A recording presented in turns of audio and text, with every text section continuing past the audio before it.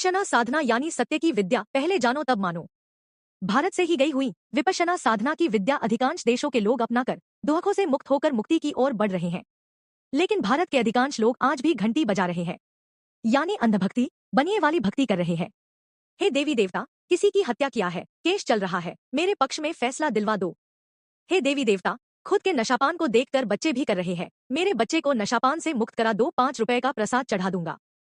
पहले नहीं चढ़ाएगा, पहले मुक्त कराओ तब चढ़ाऊंगा। बनिए वाला भक्ति एक हाथ से लो और एक हाथ से दो। किसी की भी भक्ति करो, उसमें जो गुण है उसकी भक्ति करो कि वह गुण हमें आ जाए। लेकिन भक्ति के साथ विवेक हो, विवेक के साथ कर्म हो, तीनों होने पर तब भक्ति पूर्ण होती है।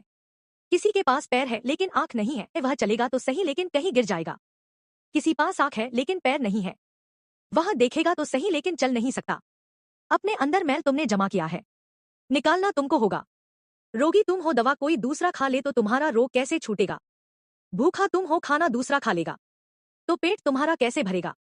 अपने खेत में एक बीज आम का डालो और एक बीज नीम का डालो। दोनों के बीज के लिए मिट्टी एक ही है, पानी एक ही है, दोनों के लिए प्रकृति एक ही है। कुछ दिन के बाद दोनों फल देने लगेगा तो आम का फल मीठा लगेगा और नीम का फल कड़वा। अब नीम के पेड़ के पास सारे पंडित, पुजारी, मुल्ला, मौलवी को लावो। फूल, फल, पति, दीप, अगरबत्ती जलावो। उसके 108 चक्कर लगावो और कहो, हे नीम देवता, मुझे मीठा मीठा फल दे दो। क्या नीम कभी मीठा फल दे सकता है? कभी नहीं देगा।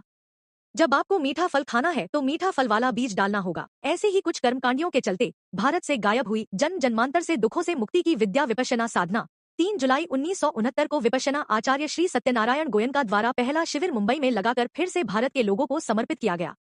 आजकल तो विपश्यना साधना के लगभग 1200 टीचर्स हैं, जिनके द्वारा साल में लगभग 2 लाख लोग लाभान्वित होते हैं। श्री सत्यनारायण गोयनका द्वारा संचालित विपश्यना शिविर की सूची